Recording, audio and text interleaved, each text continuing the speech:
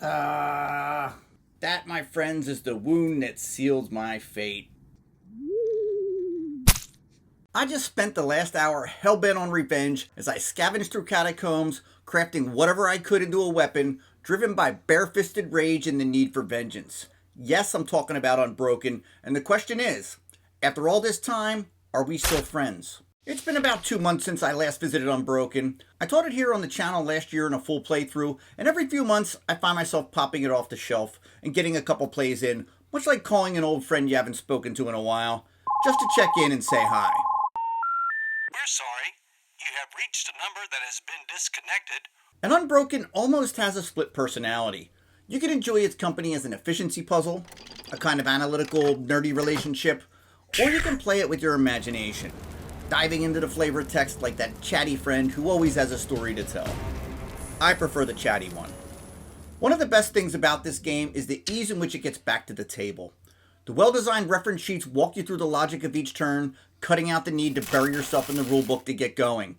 I'll pop it off the shelf for a game or two, and each time I come back, the mix of enemies and encounters feel fresh. Then I box it up and say, that was fun, friend, but it's time you get going. Now in the beginning, when I was first learning Unbroken, my initial focus was exclusively on optimizing resource management as a pure resource trading puzzle.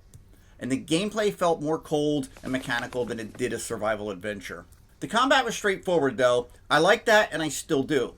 The randomness comes from what actions the enemy will take, and you can usually tell if you have a chance at winning or if it's smarter to use trickery to evade. But despite having close to 20 games under my belt, I've never actually used trickery.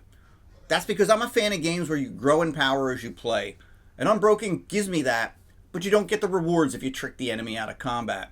And the reward for slaying these enemies includes choosing a new beneficial skill and gaining much needed resources, which I try to use to craft a better weapon with. And like I said, leveling up in power is a part of the game I enjoy, so I try not to cheat myself out of it.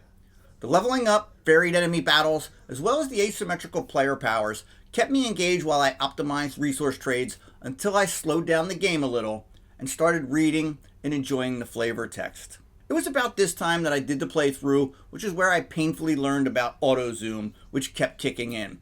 It'll stay on the channel in case anyone wants to see the progress in video production, which can hopefully inspire some viewers to start their own channels. Go ahead, make mistakes. I digress. Taking the time to read the flavor text pulls me into the world more. Don't get me wrong, I still choose what I feel is the better option, but something I enjoy about solo gaming is getting immersed in the game. And slowing down to read the flavor text and letting my imagination go does that for me. At the start, your character starts out desperate and weak, but by the end, hopefully they're sporting an advanced weapon, have gained a few skills, and are heading into that final battle well prepared. If I can immerse myself in a game, that's when it truly lands. And Unbroken did that. And it still does, but it needs some time between plays, because the friendship isn't perfect. Sometimes I find myself resorting back to that straight resource trading that pulls me out of the world and reminds me I'm just looking at cards. And quite a few of the encounter choices are obvious, and some enemy fights are tougher than others. So sometimes I end up in the grave with my companions, usually resulting in a second play for redemption. But that's part of the charm. It's not one I play all the time, but every so often I pull it off the shelf and it still feels good.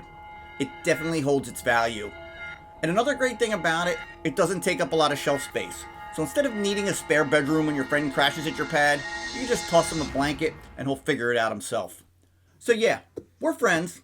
Not best friends, but the kind of friends you can hang out with every once in a while and pick up right where you left off. If you own Unbroken, what kind of friend is it to you? Let me know in the comments. If you've enjoyed this video, please consider giving it a like. This is Solo Gaming Spotlight, where it's just you, the design, and the decisions that make games great. Catch you next video.